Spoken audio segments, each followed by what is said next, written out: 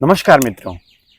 आप सोच रहे होंगे गुरुकुलीय शिक्षा से और संस्कृत अध्ययन से केवल अध्यापक या फिर पंडिताई का काम किया जा सकता है। तो आज इसी भ्रम से दूर ले जाने के लिए हम आपको इस वीडियो में बताने वाले हैं। भारतवर्ष में अनेकों संस्कृत के विश्वविद्यालय हैं जहां पर संस्कृत में विधिवत पारंपरिक तरीके से अध्ययन करवाया जाता है और संस्कृत अध्ययन से बहुत से जीविका के क्षेत्र हैं, जैसे कि शिक्षण का क्षेत्र तो है ही है, साथ और साथ LLB जिसमें कि लॉ का अध्ययन करवाया जाता है। वर्तमान में केंद्रीय संस्कृत विश्वविद्यालय इस पाठ्यक्रम को संचालित कर रहा है और साथ ही साथ आयुर्वेद में भी आप अपना कैरियर बना सकते हैं। भारतवर्ष में अभी केंद्र सरकार के लगभग 25 कॉलेज ऐसे खोले गए हैं जिसमें कि आयुर्वेदिक अध्ययन करवाया जाएगा, जो कि संस्कृत माध्यम से करवाया जाएगा। और साथ ही साथ मध्य प्रदेश में भोपाल परिसर है जहाँ पर सिविल सर्विस की तैयारी भी संस्कृत माध्यम से वर्तमान में करवाई जा रही है। और ऐसे अनेकों हमारे भारतवर्ष में संस्थान हैं जहाँ पर संस्कृत माध्यम से वेद आदियों का अध्ययन तो करवाया ही जाता है, साथ ही साथ मॉडर्न एजुकेशन भी दी जाती है। ऐसे ही वर्तमान में कई सारे गुरुकुल चल रहे हैं जिसमें कि सांदीपनी के गुरुकुल हैं और सांदीपनी के गुरुकुलों में वेद आदि विषय को आधार मान के वहाँ अध्ययन करवाया जाता है, परंतु साथ ही साथ आधुनिक विषयों का भी ज्ञान वहाँ पर दिया जाता है। ऐसे भारत में विभिन्न गुरुकुल है, जैसे वर्तमान में पतंजलि का एक गुरुकुल है जिसमें आधुनिक शिक्षा के साथ साथ वैदिक शिक्षा भी दी जाती है। और यहाँ के जो छात्र हैं वो केवल पंडित वृत्ति का ही काम नहीं करते, अपितु वो जेई मीन्स नेट आदि जैसे नीट आदि के एग्ज़ाम को क्रैक करके अलग अलग पाठ्यक्रमों में अलग अलग कार्य क्षेत्रों में भी जा रहे हैं।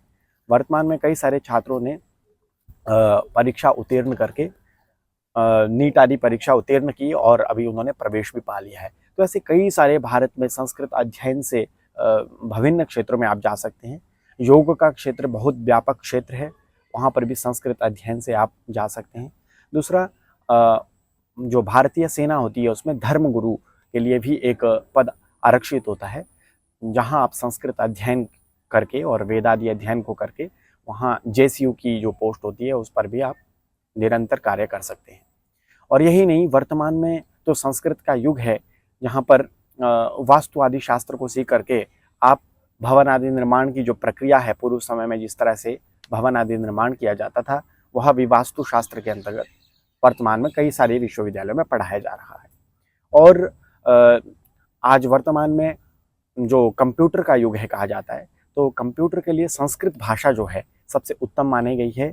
इसी पर कार्य वर्तमान में कई सारे विश्वविद्यालय कर रहे हैं, जिसमें केंद्रीय संस्कृत विश्वविद्यालय जो IITs हमारे भारत में हैं उनके माध्यम से इस कार्य को आगे बढ़ा रहे हैं, जिसमें कि ICT जो है उसका प्रशिक्षण भी दिया जा रहा है और साथ में संस्कृत जो लैंग्वेज है वहाँ पर सॉफ्टवेयर कैसे बनाना है आदि आदि जो क्षेत्र हैं आधुनिक क्षेत्रों के लिए भी छात्रों को तैयार किया जा रहा है। तो ऐसे भी कई सारे पाठ्यक्रम कई सारे विश्वविद्यालय भारत में संचालित कर रहे हैं।